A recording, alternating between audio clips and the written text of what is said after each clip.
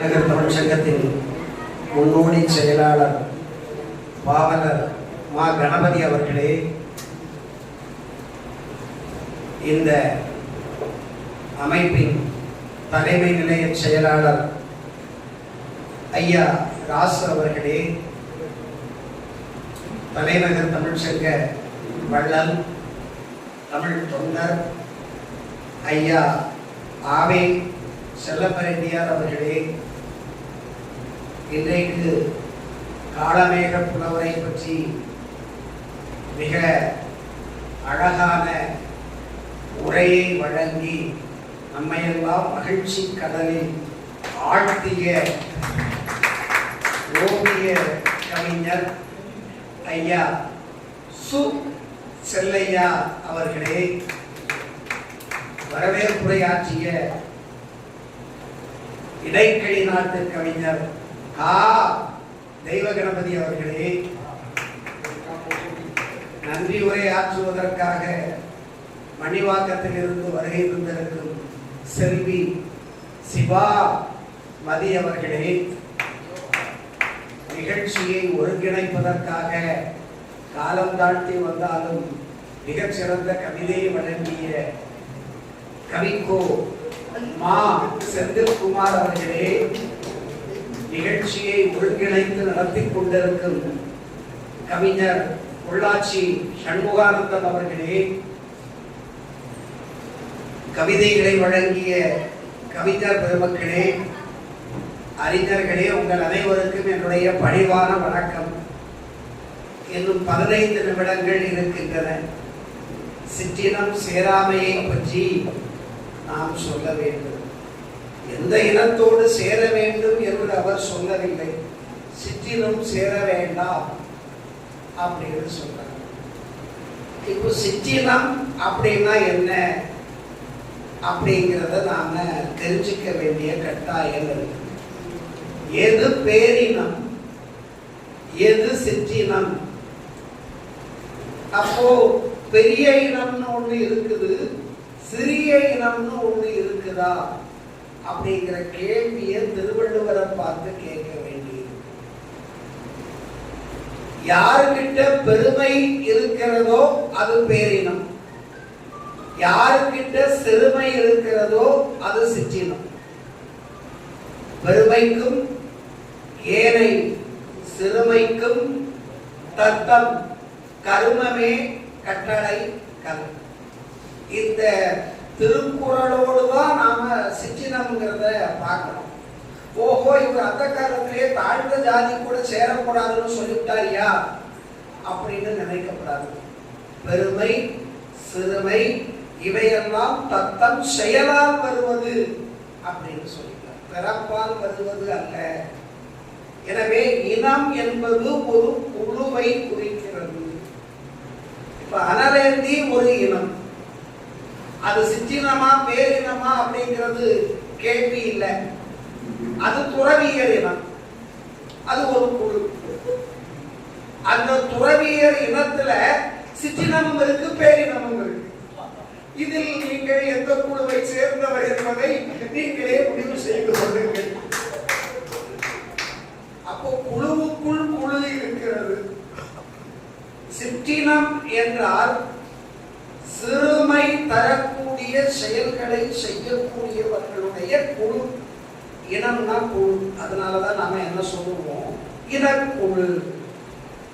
இது புலவர் குழு, இது பாவலர் குழு, இது அறிஞர் குழு, தொண்டர் குழு. எல்லாம் தொண்டர், அறிஞர், பாவலர், கவிஞர் எல்லாரும் இங்கே. எனவே இந்த சிற்றினம் என்பது சிறிய செயல் செய்பவர்களை குறிக்கிறது. இது எப்படி செய்யும்? நாம யாராவது தீமை செய்ய வேண்டும் அப்படின்னு நினைக்கிறோமா அப்படின்னா கிடையாது. இந்த நிகழ்ச்சிக்கு திட்டம் போட்டு தாமதமாக வர வேண்டும் என்று டாக்டர் செந்தில்குமார் வரவில்லை. திட்டம் போடாமலே தாமதமாக வந்தார். எப்போதும் நம்மை நன்றியுரைத்தாரே இவர் போடுவார்.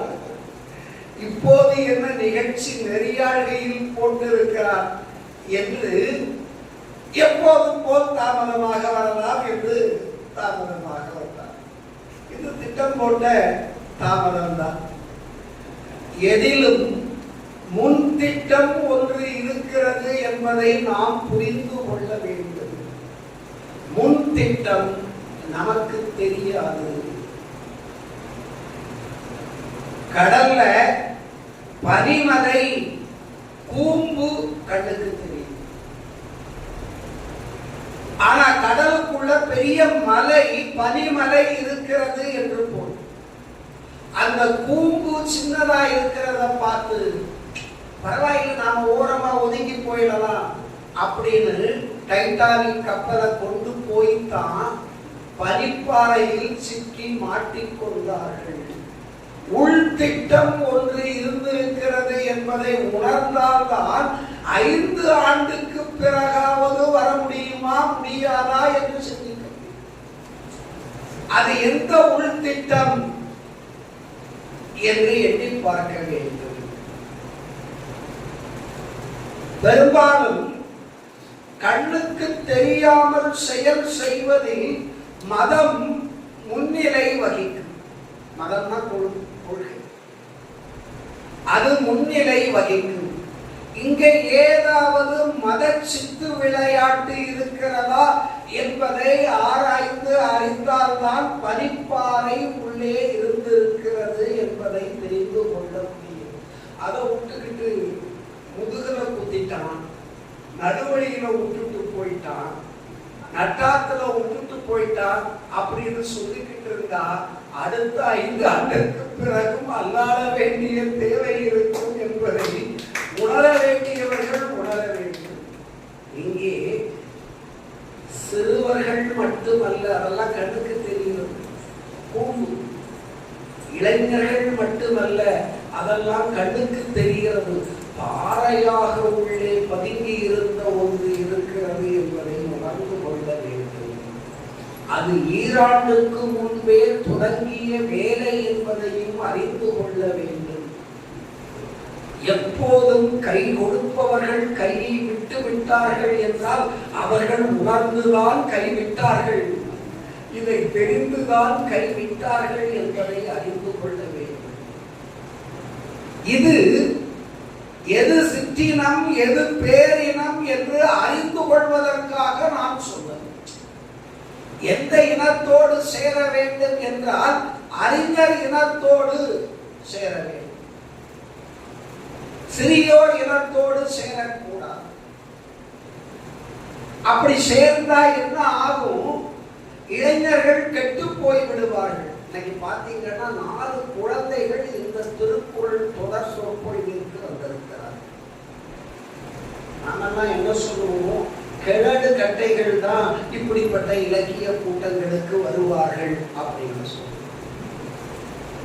அங்கே ஒருவர் 50க்கு உட்பட்டவர் இருக்கிறார். அவரை தொடர்ந்து வெண்ணிறாடை தெய்வ கணபதி 50க்கு உட்பட்டவர் இருக்கிறார். 4 குழந்தைகளும் இருக்கிறார்கள். எனவே இவர்கள் எல்லோரும் பேரினம் சேர்ந்தவர்கள், அறிஞர்கள் கூட்டத்தை தேடி வந்தவர்கள். சிற்றினம் என்றால் தவறான பழக்க வழக்கம் கொண்டவர்கள். இது மனத்து உளது போல் காட்டி.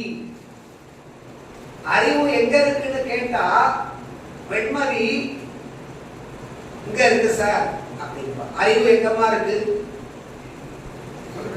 மனத்தில் இருக்கிறது. மனம் எங்க இருக்கு அப்படின்னு கேட்டா மனம் இங்க இருக்கா அப்படின்னா இல்ல. இங்கே இருப்பது நெஞ்சம், ஹார்ட். ஹார்ட்டுக்கு சிந்திக்க தெரியாது. சிந்திக்கக்கூடிய மூளைக்கு பம்ப் பண்ண தெரியும், மூளையை இயங்க வைக்க தெரியும், அவ்வளவுதான். ஆனா சிந்திப்பது மனம். மனம் இருக்கும் இடம் மூளை, ஹெட் குவார்டர். அதான் மூளை செயல்படல அப்படின்னா ஹார்ட் பம்ப் பண்ணிக்கிட்டு தான் இருக்கும்.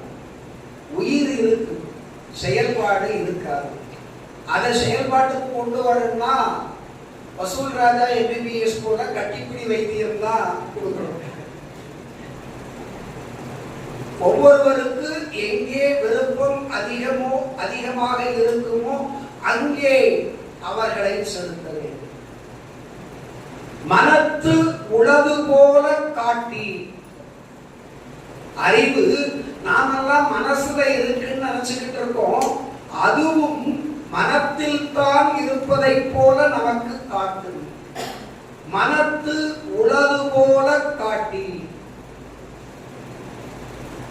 அறிவு இருக்கக்கூடிய இடம் மனத்து உளது போல காட்டி, ஒருவர்க்கு இனத்து உளதாகும் அறிவு.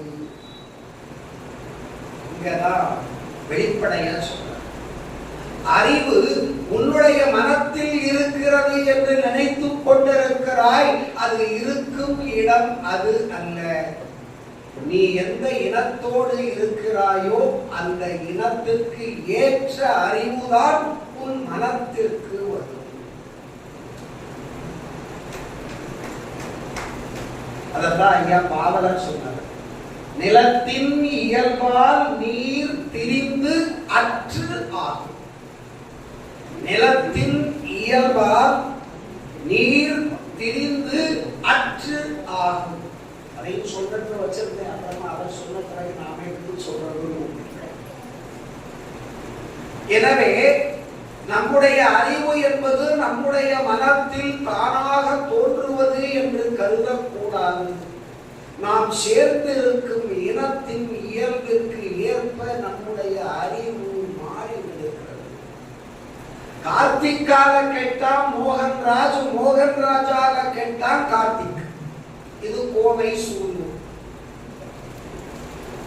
அவை நல்ல இனத்தில் சேர்ந்திருந்தால் அது நடந்திருக்காது.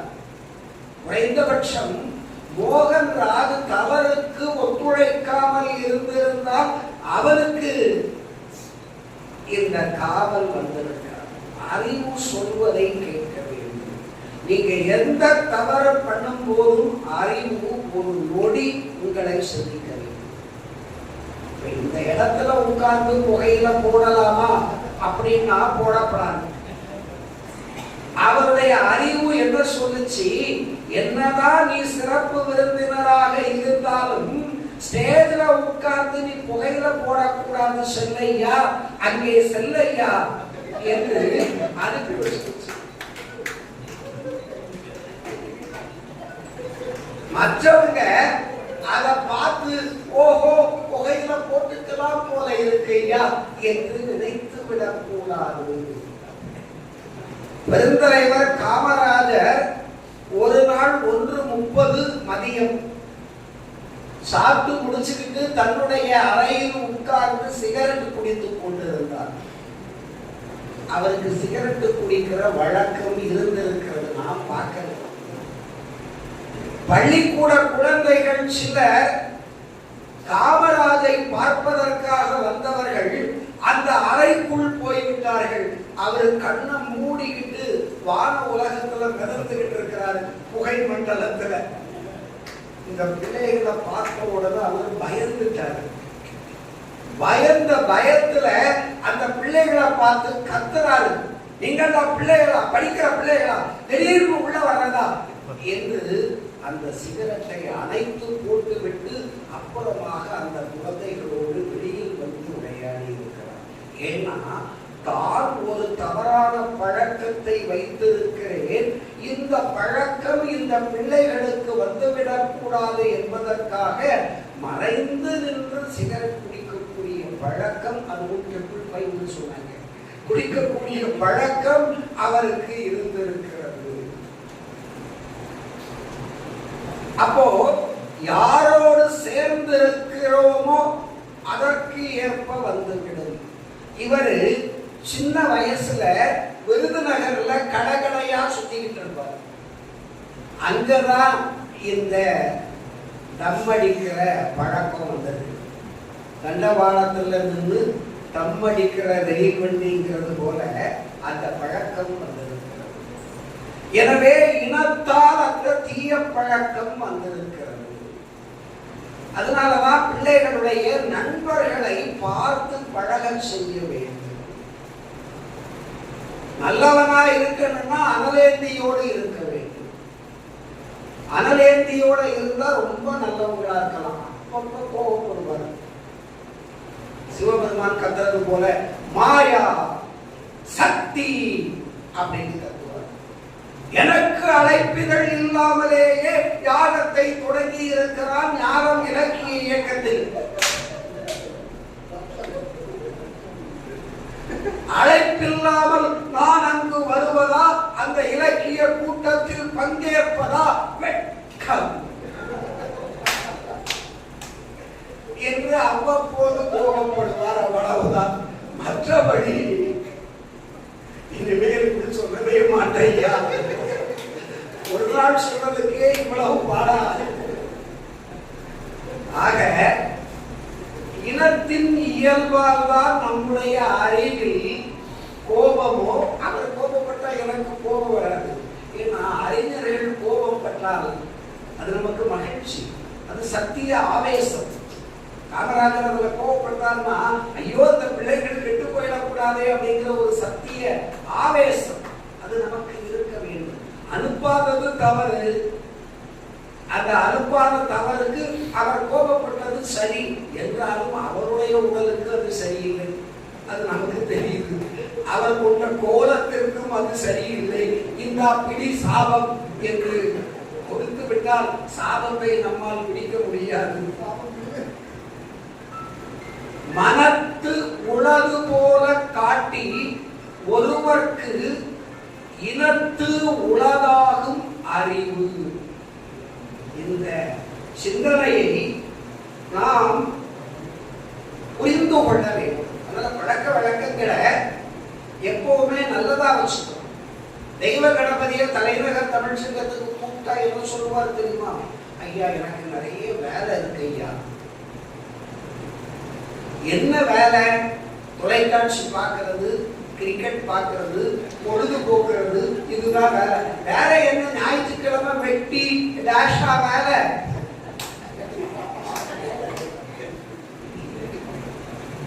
நல்ல இனத்தோடு வந்து நல்ல கருத்துக்களை கேட்பதற்கு கிடைக்கக்கூடிய வாய்ப்பை விட்டு விட்டு தொலைக்காட்சியை பார்த்து என்னத்தை கண்டுக்க போறீங்க?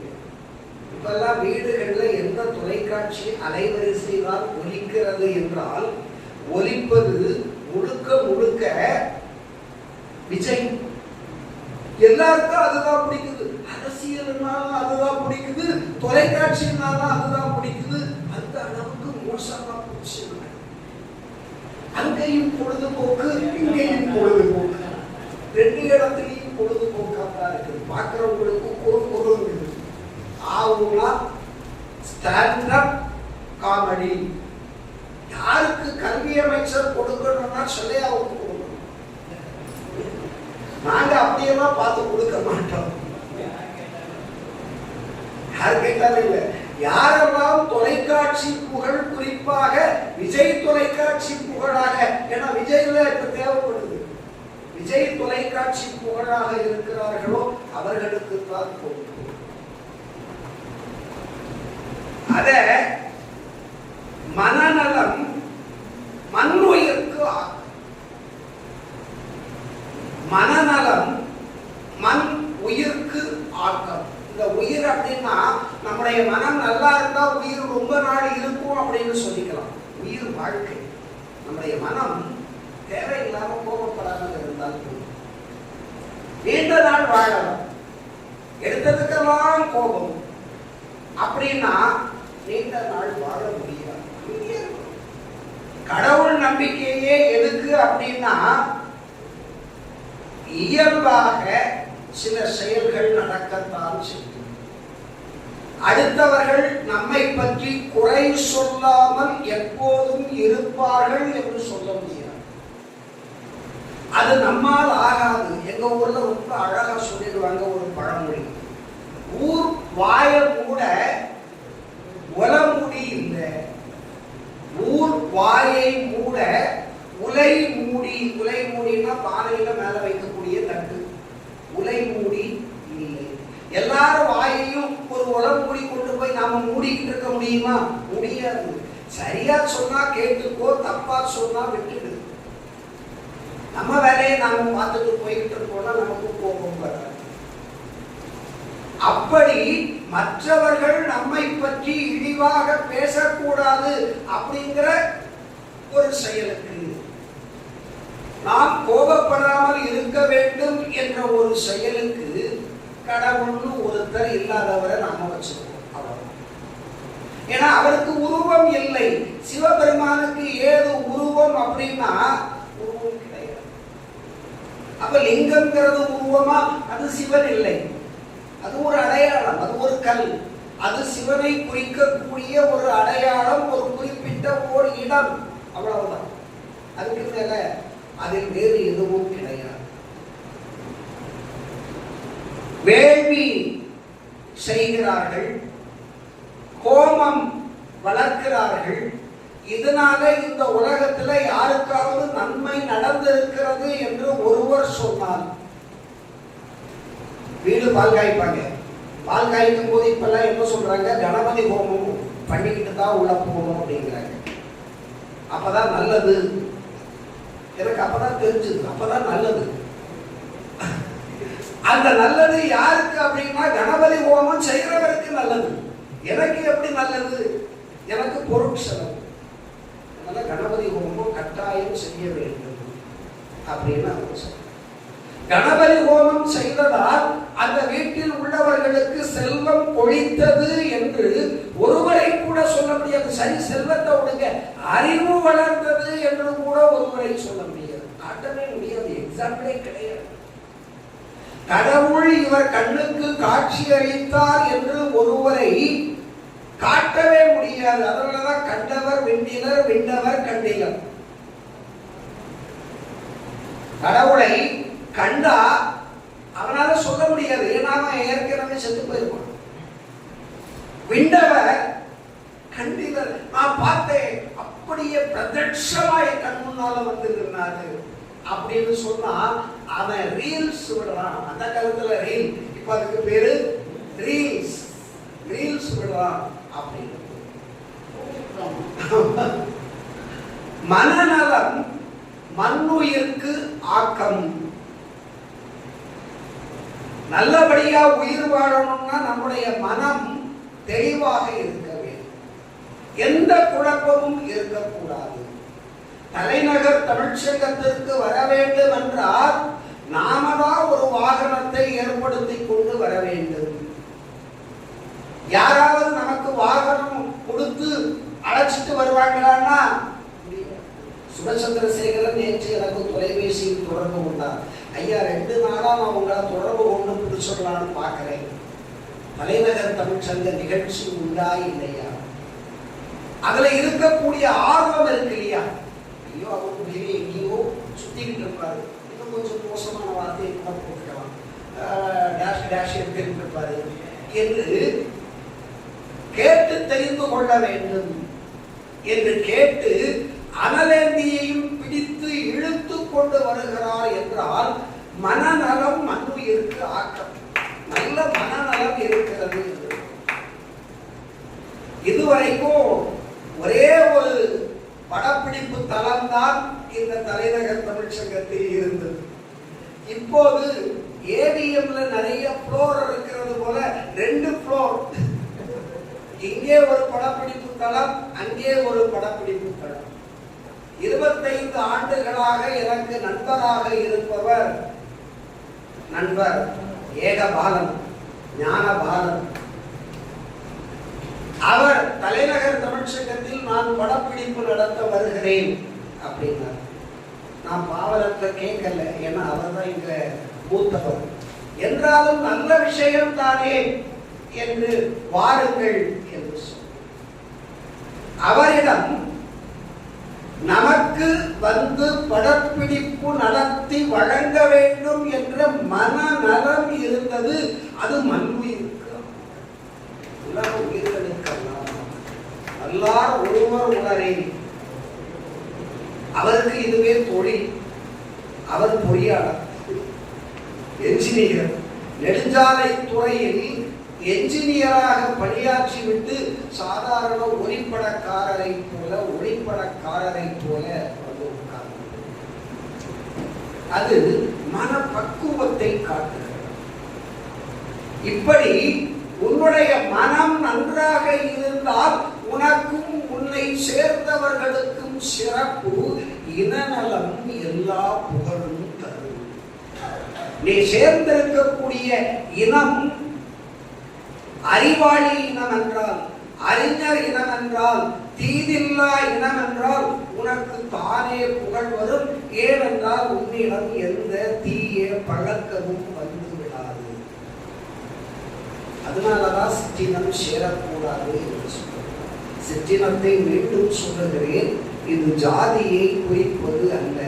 சிற்றினத்தார் என்று ஒரு குழு கிடையாது. அப்ப எப்படி அவர் சொல்றாரு? இப்போது சிற்றினத்தாராக இருப்பவர் 10 நாள் கழித்து பேரினத்தார் ஆகலாம், நல்ல குழுவில் சேர்த்து விடலாம். எனவே சிற்றினம் என்பது ஜாதியை போல் நிலையானது, மாற்றத்தக்கது அல்ல என்று சொல்லத்தக்கது அல்ல.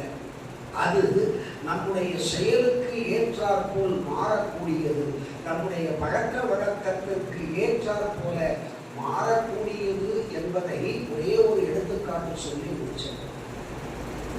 லியோனார்டோ டாவின்சி அப்படின்னு ஐரோப்பிய சித்திரக்காரர் ஒருத்தர் இருந்தார்.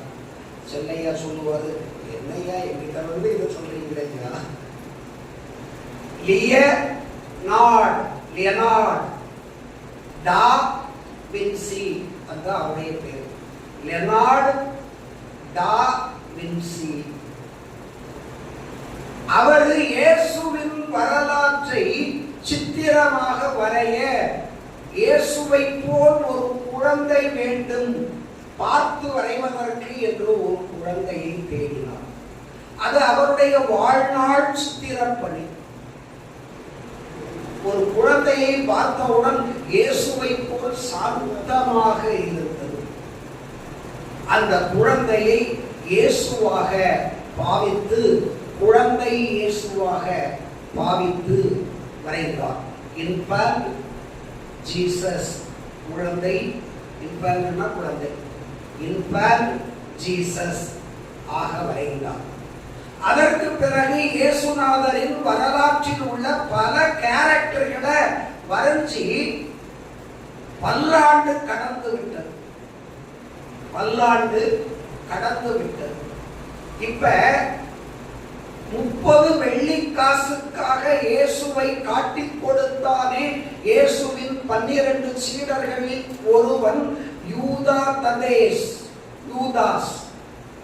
அந்த யூதாசுடைய உருவத்தை வரைய வேண்டும். அந்த யூதாசுடைய உருவத்தை வரைவதற்கு கொஞ்சம் வில்லத்தனத்தோடு ஒரு முகத்தை தேடிக் கொண்டிருந்தார். யாரை பார்த்து இந்த யூதாஸ் உருவத்தை வரையலாம் என்று தேடிக் கொண்டிருந்த போது ஒருவன் கிடைத்தான். அவரை பார்த்தால் இவன்தான் யூதாஸ் என்று சொல்லக்கூடிய அளவிற்கு ஒருவன் இருந்தான். அவரை உட்கார வைத்து ஓவியம் வரைந்தார்.